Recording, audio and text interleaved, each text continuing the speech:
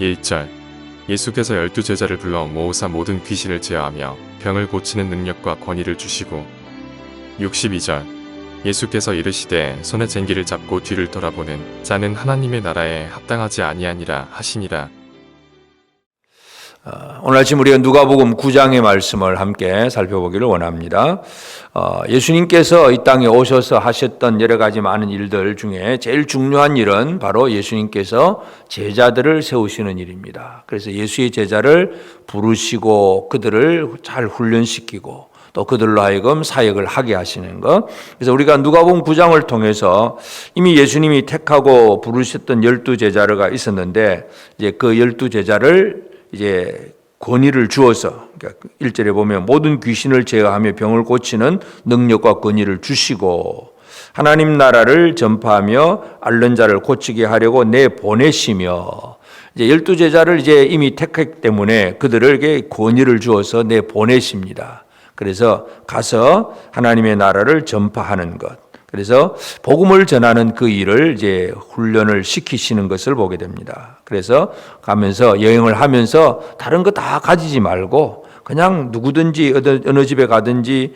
영접을 하면 그 영접하는 집에 가서 복음을 전하고, 영접하지 않으면 그냥 떠나버리고, 그러면서 곳곳에 복음을 전하도록 그렇게 보냅니다. 그 결과로 예수님이 제자들을 보냈었을 때 이제 그 결과로 여러 곳에서 이제 복음이 전해지고 하다 보니까 이제 병든 자들도 고쳐지고 놀라운 일들이 벌어지니까 그 소문이 헤롯 왕에게까지 들려집니다. 그래서 7절에 보면 헤롯이 모든 일을 듣고 심히 당황하니, 헤롯은 당황하게 됩니다. 왜냐하면 이 뭔가 놀라운 사람이 또 등장했다는 것에 대해서 헤롯은 이미 자기가 죽였던 세례 요한이 살아났는가 싶어서, 세례 요한이 살아났는가, 자기가 세례 요한을 죽였는데 그 세례 요한이 다시 살아났는가 싶어서 두려움 속에서 당황하게 됩니다. 복음이 전파되면 어떤 사람은 믿음으로, 감사함으로, 기쁨으로 복음을 듣고 구원을 받는 사람이 있는가 하면, 죄악 가운데 있는 사람들은 자기의 죄가 기억이 나고 당황하게 된다는 것, 이 복음에 전하는 그 결과로 우리가 이해를 할 수가 있습니다. 그러면서 하여튼 이 예수님께서 이 제자들을 보내어서 복음을 전하게 하시고 그 모든 일들을 이루게 하시고, 그 다음에 또 이제 그들을 또 베세다 그 고을로 떠나가고 많은 무리들이 왔을 때에 또 이제 그들을 고쳐줍니다. 그리고 그 빈들에서 이제 그들과 함께 있다가 예수님께서 제자들에게 이제 제자들이 무리를 보내어서 먹을 것을 사 먹게 하자고 할 때에 예수님이 하신 말씀은 13절에 보면 너희가 먹을 것을 주라. 너희가 먹을 것을 주라 그럽니다. 예수님도 뻔히 알고 계십니다. 그들이 모인 사람들의 숫자가 나중에 계산을 해보니까 적어도 남자가 5,000명, 그리고 여자와 어린아이들까지 하면 수만 명이나 되는 사람들이 있습니다. 예수님 제자들 손에는 별 것도 없다는 것도 예수님 알고 계십니다. 그런데도 불구하고 예수님은 그 수많은 사람들에게 너희가 먹을 것을 줘라. 예수님은 제자들에게 계속 어떤 보내어서 훈련도 파송해서 일도 하게 하시고 또 모인 무리들에게 뭔가를 하게 하신다는 걸 알 수가 있습니다. 인간적으로 보면 할 수 없는 일을 하게 하시죠. 그 수만 명에게 너희가 이 사람들에게 지금 한 끼 식사를 대접하라고 얘기를 합니다.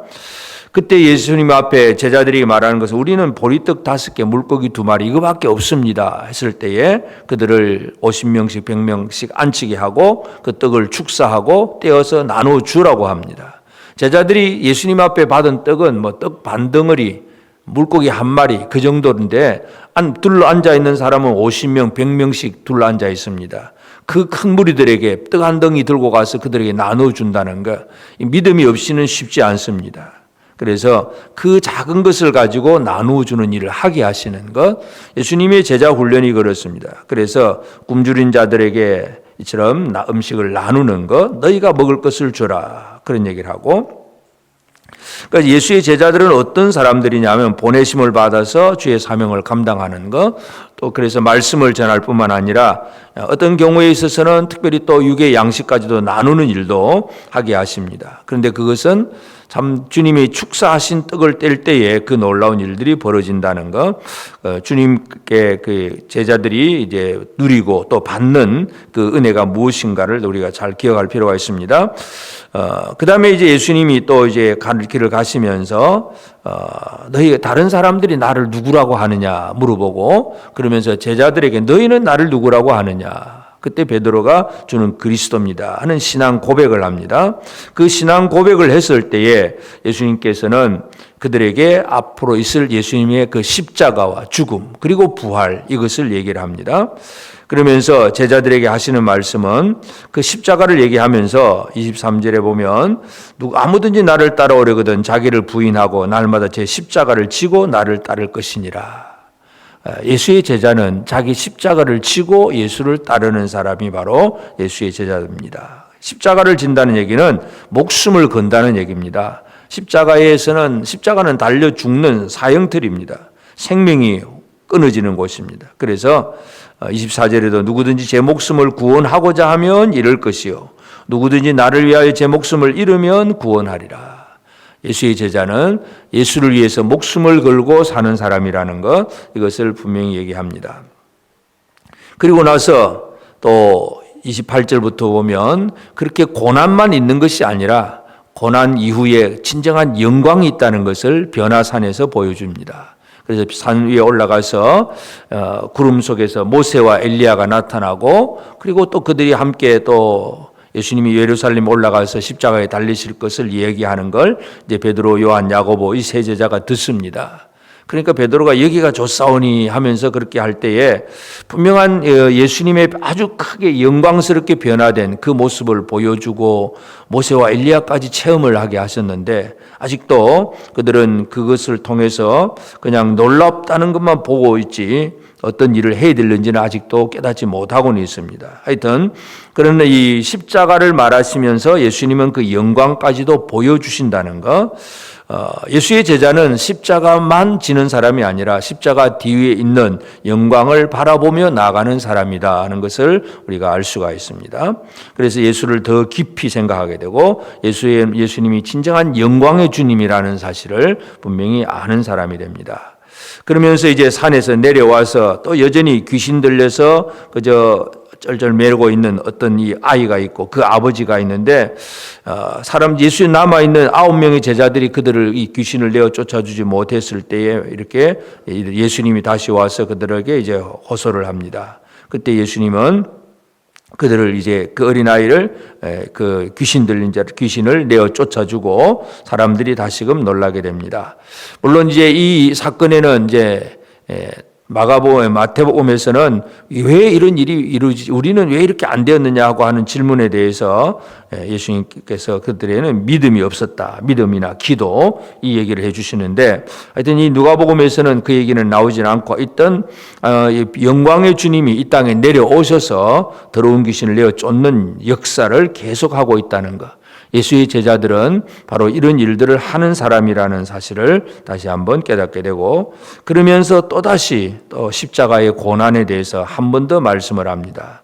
그래서 이제 십자가 얘기를 예수님은 계속하고 있는데, 문제는 십자가의 그 고난과 그 고난 이후의 영광을 얘기하지만 제자들의 삶을 보면 46절에 제자 중에 누가 크냐 하는 변론이 일어나니, 이 땅에서 누가 크냐, 네가 제일이냐, 내가 높으냐, 낮으냐, 이 얘기 그저 퀴제기만 하고 있습니다. 고난에 대해서는 관심도 없다는 얘기입니다. 이 땅에서 영광스러워지는 그 얘기만 하고 있고, 그때 예수님은 어린아이 하나 데려다가 이 어린아이를 그 모델로 삼아서 누구든지 내 이름으로 이런 어린아이를 영접하면 나를 영접하는 것이다 그러면서 모든 사람 중에 가장 작은 자가 큰 자다, 작은 자가 어린아이 같이 작은 자가 큰 자다. 예수님의 대답은 바로 누가 크냐 하고 서로 변론할 때에 작은 자가 큰 자다, 오히려 반론하게 그렇게 말씀을 해줍니다. 그리고 또 이제 49절부터 보면 예수님과 함께 하지 않는 다른 사람들이 또 이렇게 귀신을 내어 쫓고 뭔가 주님의 일을 하고 있을 때에 이 제자들이 우리와 함께 하지 않는 자라고 하면서 그들을 금했다고 하니까 예수님께서 하신 말씀이 금하지 말라. 너희를 반대하지 않는 자는 너희를 위하는 자다. 결국 예수 제자들은 우리끼리만 하는 것이 아니라 또 주의 이름을 위해서 같이 일한, 내가 당장 알지 못하는 사람이라고 할지라도 같이 일하는 사람이 있다는 것을 보게 합니다. 그리고 또 이제 사마리아에서 예루살렘으로 올라가고자 할 때에 사마리아 사람들이 예수 일행을 영접하지 않아서 제자들이 분노할 때에 오히려 예수님은 분노하지 말라 그러면서 사람들을 향해서 어떤 태도를 가지고 살아가야 되느냐, 용납해야 되거든요. 어떤 경우에 분노하지 않고 참아야 되고, 이런 일들을 예수님께서 말씀을 하고, 그리고 마지막으로 이제 길 갈 때 그 예루살렘 올라가실 때에 예수님께 내가 따르겠습니다, 제자가 되겠습니다 하는 얘기할 때에 예수님은 여우도 굴이 있고 공중에서도 집이 있을 때 인자는 머리 둘 곳도 없다. 고난을 각오했느냐 그 말입니다. 또 어떤 사람은 나를 따라가긴 하겠지만 아버지를 장사한 후에 가겠습니다 하니까 자기 죽은 자들을 장사하게 하고 너는 가서 하나님 나라를 전파하라. 무슨 일이 우선인가, 우선순위에 대해서 얘기를 하고, 마지막으로 한 사람에게는 손에 쟁기를 잡고 뒤를 돌아보는 자는 하나님 나라에 합당하지 않다, 그렇게 얘기를 합니다. 그래서 예수의 제자는 손에 쟁기를 잡은 사람들입니다. 쟁기를 잡았으면 뒤돌아보지 않고 앞으로 직진하는 것, 이것만이 예수 제자들이 가져야 될 삶의 태도다 하는 것을 우리가 알 수가 있습니다. 그래서 오늘 우리는 이 누가복음 9장을 통해서 예수님께서 이미 택하신 12제자를 보내어서 복음을 전하게 하고 그들에게 어떤 이 고난의 얘기를 계속해 줍니다. 예수의 제자들은 고난을 결코 두려워하지 않고 그 고난 가운데서 참 이 복음을 전하는 귀한 사명을 감당해야 되고, 그렇다면 그 고난 이후에 영광을 체험하게 될 것임을 분명히 깨달을 수가 있습니다. 그래서 오늘 우리는 우리의 삶이 참 예수 제자로서 능력 있는 삶을 살아서 이 사탄의 무리들, 진짜 복음을 듣지 못한 헤롯과 같은 그 무리들을 오히려 당황시킬 수 있는 그런 삶을 살아내는 것, 힘 있는 삶을 사는 것이 오늘 우리의 삶이 되어져야 됩니다. 그러면서 주님과 함께 나의 십자가를 지고 주님의 발자취를 제대로 따라가는 그런 예수 제자로 살고, 그러면서 다른 사람들과의 관계 속에서 포용할 자를 포용하고 이해할 자를 이해하고 함께 해 나가는 그런 생활을 살고, 오직 그 사명을 위해서 뒤돌아보지 아니하고 하나님의 나라를 위해서 이 손에 쟁기를 잡고 뒤돌아보지 않고 직진하는 그런 믿음의 담대함과 용기와 지혜, 이런 것들이 오늘 우리 예수 제자들의 삶이 되어야 됩니다. 오늘 이 하루도 나는 예수님 앞에 부름받은 사람, 그리고 예수님 앞에 보내심을 입은 자로서 나의 할 일을 제대로 하고 있는가. 그래서 나를 통해서 어떤 사람이 고쳐지기도 하고 어떤 사람은 당황하기도 하는 그런 주님의 그 제자로서의 사역의 결과가 있는가. 오늘 우리가 이런 부분들을 기도하면서 좀 더 주님 앞에서 예수 제자로 잘 세워져서 이 땅 위에서 하나님의 영광을 드러낼 수 있고 많은 사람을 구원하는, 또 하나님의 나라가 더 확장되게 하는 일에 잘 쓰임받는 우리 모두가 되어지기를 주의 이름으로 축복합니다. 기도하십시다. 이제 오늘 받은 말씀으로 함께 기도하겠습니다. 예수의 부르심과 보내심을 받은 제자로서 귀신을 쫓고 병 고치는 능력으로 연약한 사람을 돌아보며 하나님의 나라를 확장하는 일에 쓰임받게 하옵소서. 현재의 고난으로 낙심하는 자가 아니라 장차 나타날 영광을 바라보며 나의 십자가를 지고 예수의 길을 바르게 따라가는 삶을 살게 하옵소서.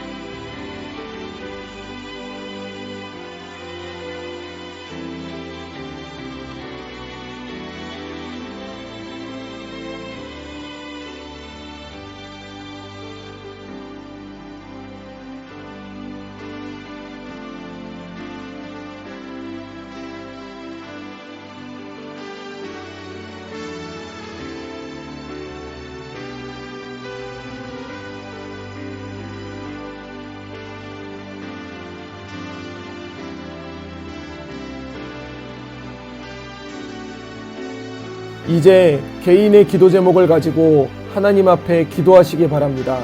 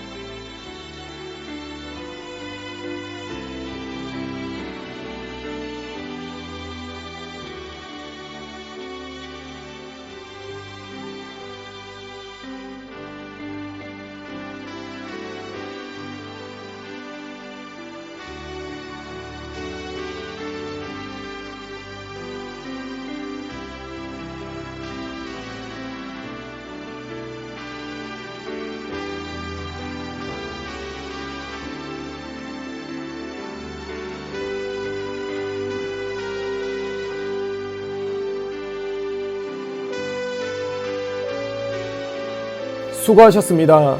오늘도 하나님의 인도하심 가운데 승리의 하루를 보내시는 우리 재건부평교회 모든 성도님들이 되시기를 주님의 이름으로 축복합니다.